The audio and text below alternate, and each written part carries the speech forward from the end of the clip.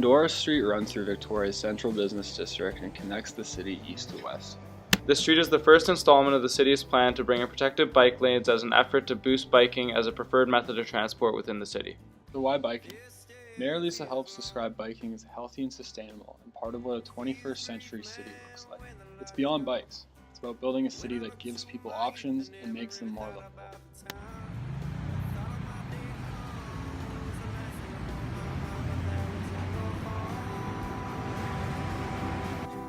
So the first part of Phase 1 is Pandora Street and Fort Street. Finishing off the downtown loop, there's Government Street, Humboldt Street, and Cook Street. The second phase is all about creating intermunicipal connections and will begin construction in 2019. The goal of Phase 3 is to create urban village connections within the Greater Victoria area. The goal of the project is to get biking to 35% of the city's mode share by 2038 in the downtown core. Partly government funded, partly private. All these bike lanes will be deemed AAA, meaning they are accessible for all ages and abilities. Well separated from motor traffic, these bike lanes are appealable to beginners and expert riders alike. Apart from creating a comprehensive cycling network aimed at connecting all corners of Victoria's urban landscape, the Pandora bike lane itself has some impressive new features that promote safety, ease, and cultural preservation.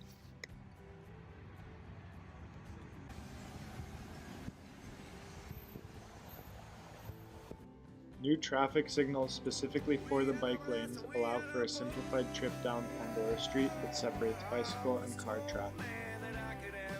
Green conflict paint at intersections and busy areas brings attention to the bike lane and promotes caution around it. Floating bus stops allow bicycle traffic to continue unimpeded even when buses are loading and offloading passengers.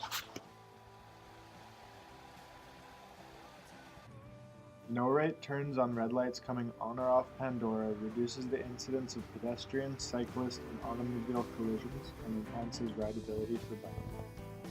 Also, bicycle parking, lampposts, and street signs are painted in red and decorated with Chinese characters, reminding users that they are in Canada's oldest Chinatown. Most of the funding for the Biketoria project has come from the federal gas tax program, which funnels money to municipalities across Canada to support local infrastructure projects. Go! All of this car turning right.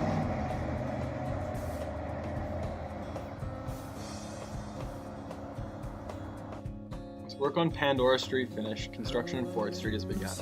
This segment of the project should be wrapped up by summer 2018. The city has done its best to facilitate communication with stakeholders by holding public meetings and events to get feedback from those who will be affected by the project.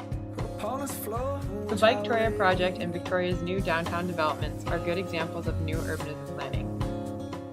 The Jannon at the end of Pandora is a fully restored heritage building with a new attachment that combines Victoria's history with modern amenities.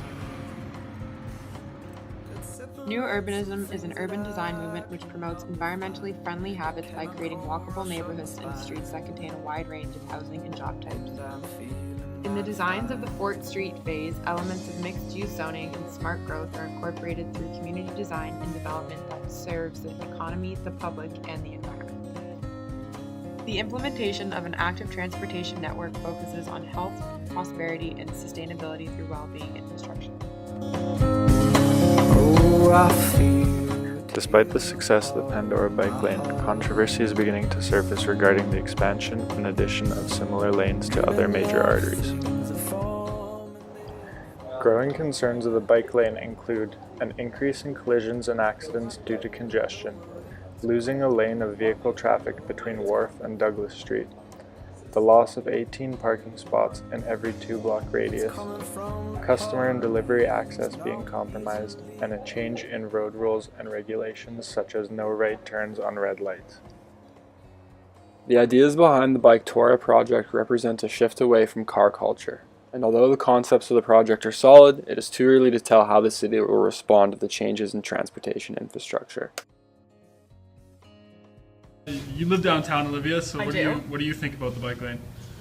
Well, as someone who commutes daily by car and not by bike, I can't say that I get total use out of the bike lanes that have been implemented downtown, and they have caused definitely some traffic congestion.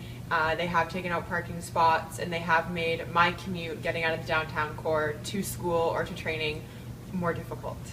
I think that there definitely needs to be some more attention paid to the loss of vehicle accessibility and parking spots, but that could be addressed with something like an increase in parking spots in parkades or on the periphery of the city. But in general, yeah, I think that it's definitely the correct direction for Victoria. So Josh, what's your favorite aspect of the Victoria bike lane so far? My favorite aspect would probably be that the bike lane does have a plan to connect the downtown core to the urban villages of Victoria, and that really includes everybody. It's not limiting the biking just to the downtown core, but really emphasizing all of the greater Victoria area. What's your opinion on the Pandora bike lane? I really like it. I grew up in Prospect Lake and I did a lot of biking out there, but moving to the city, I found it was the best way to get around. It would take me longer to bus or to walk, and biking's just a fun, easy way to get around, so I think it's great. I think what the bike lane promotes is well-being of the citizens of Victoria. So I think it allows for families and individuals to exercise on their commute to places so that they are choosing a healthy lifestyle and they're not compromising that aspect.